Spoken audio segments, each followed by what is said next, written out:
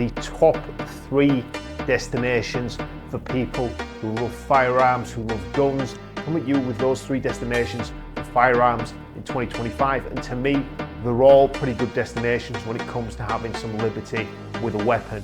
Now, would I want to live in either Switzerland or Czech Republic or Guatemala? Guatemala and the Czech Republic I would absolutely live in. I think they're great countries, but I'll be honest with you, I'm not a hoity-toity Swiss banker, so the idea of living where they hold many of the World Economic Forum meetings, where Klaus Schwab will be calling in annually, doesn't really appeal to me. But the other destinations, pretty great, and you can have some real freedom there. If you want residency in any of the countries we provide, any of the training or ebooks we provide, go to our website, freecitizen.co.